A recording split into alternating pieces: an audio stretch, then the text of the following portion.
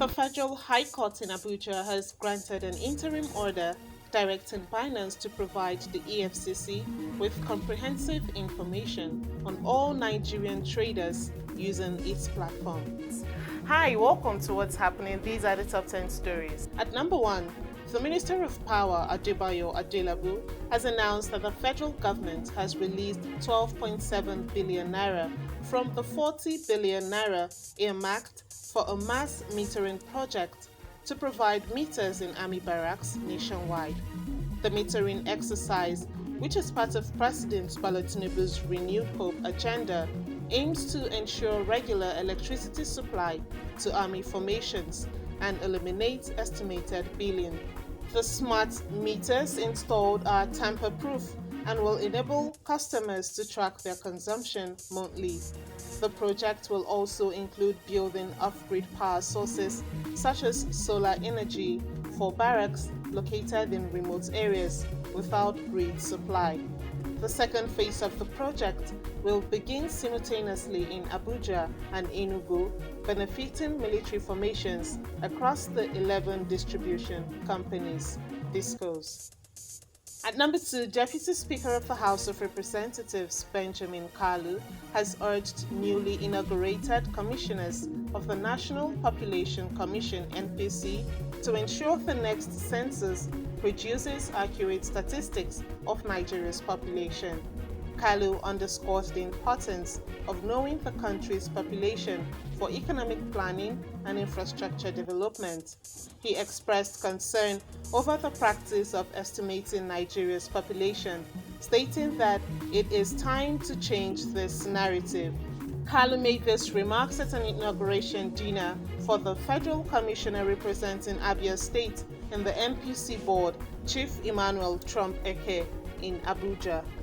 At number 3, the Federal High Court in Abuja has granted an interim order directing Binance Holdings Limited to provide the Economic and Financial Crimes Commission (EFCC) with comprehensive information on all Nigerian traders using its platform.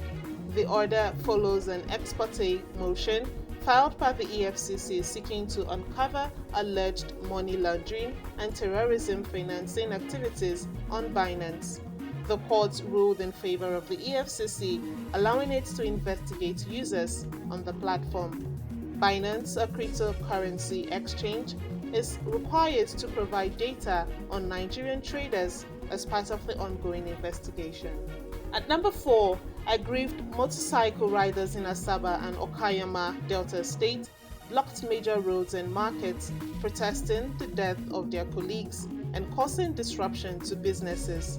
The protesters, angered by the death, took to the streets early Monday, damaging properties and causing chaos. Businesses around Midwifery Market in Opanam and Delta State Post-Primary Education Board in Asaba were targeted by the protesters. Delta State Police Public Relations Officer Bright Edafe confirmed the deaths of 2 motorcycle riders during an enforcement by the state task force, leading to the deployment of police officers to control the protests. At number 5, 5 individuals have been sentenced to death by hanging for the murder of Ume Zurike Alex, the Onelga Security Peace Advisory Committee (OSPAC) commander in Omudioga Community, Rivers State. The convicted individuals, including Okechukwu Oji, Igwe Promise, Ihanye Igwe, Marison Igwe, and Goodness Monday, were found guilty of charges including conspiracy, cultism, murder, and illegal possession of firearms. Justice Sika Aprioko acquitted the 6th defendant, Alex Deiwe, while reiterating that the prosecution proved its case against the convicted individuals. The late OSPAC commander, Alex, was brutally murdered and dismembered by cultists in 2021 for his efforts in combating criminal activities in the area. At number 6, the national chairman of the All Progressives Congress (APC), Abdullahi Ganduje, has introduced Dennis Idahosa as the party's deputy governorship candidate in Edo State.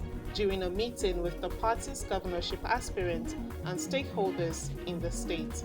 This announcement was made via a statement on the party's official social media handle.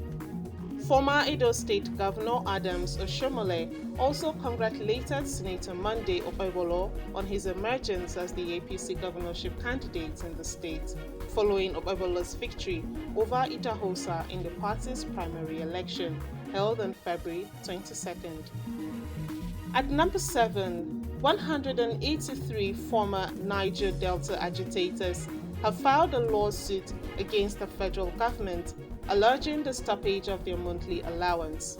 The ex-militants, beneficiaries of the Presidential Amnesty Program (PAP), seek the payment of 65,000 naira monthly stipend dating back to 2012, totaling 8,255,000 naira.